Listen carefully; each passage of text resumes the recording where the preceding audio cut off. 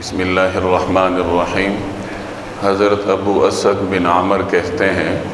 کہ میں نے حضرت انس بن مالک رضی اللہ تعالی عنہ سے وضو کے بارے میں دریافت کیا تو حضرت انس رضی اللہ تعالی عنہ نے فرمایا کہ نبی کریم صلی اللہ علیہ وسلم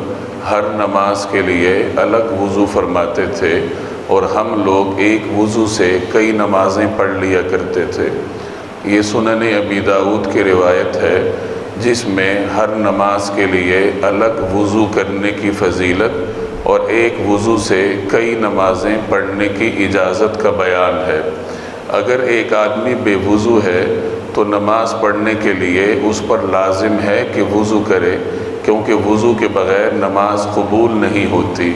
لیکن اگر کوئی شخص نماز کے وقت میں نماز پڑھنے سے پہلے باوضو ہے، پہلے سے اس کا وضو ہے، تو اس کو دو اختیارات ہیں۔ اگر وہ چاہے تو اسی پہلے والے وضو سے نماز پڑھ لے، اس کو اجازت ہے، اور اگر وہ فضیلت حاصل کرنا چاہتا ہے تو اسے چاہیے کہ الگ وضو کر لے، کیونکہ وضو پر وضو کرنے والے کے لیے نبی کریم صلی اللہ علیہ وسلم نے 10 نیکیاں ملنے کی بشارت کا اعلان فرمایا ہے کہ جو آدمی وضو پر وضو کرتا ہے تو اللہ جل جلالہ کی بارگاہ سے اسے 10 نیکیاں ملتی ہیں۔ نبی کریم صلی اللہ علیہ وسلم کا معمول بھی یہی تھا، جیسے آج کی روایت میں آپ نے پڑھا کہ حضرت انس رضی اللہ تعالی عنہ فرماتے ہیں کہ جناب رسول اللہ صلی اللہ علیہ وسلم ہر نماز کے لیے الگ وضو فرمایا کرتے تھے۔ یہ آپ صلی اللہ علیہ وسلم کا مستقل معمول تھا کہ ہر نماز کے لیے جناب رسول اللہ صلی اللہ علیہ وسلم الگ وضو فرمایا کرتے تھے۔ البتہ غزوہ خیبر کے موقع پہ آپ صلی اللہ علیہ وسلم نے عصر اور مغرب کی نمازوں کو ایک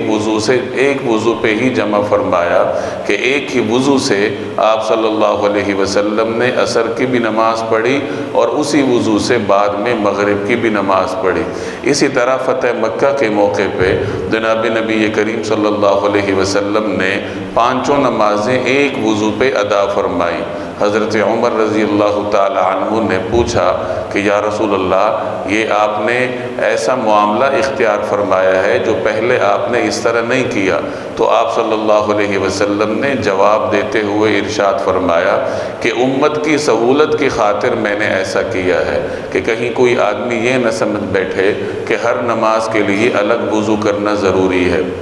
تو آپ صلی اللہ علیہ وسلم کا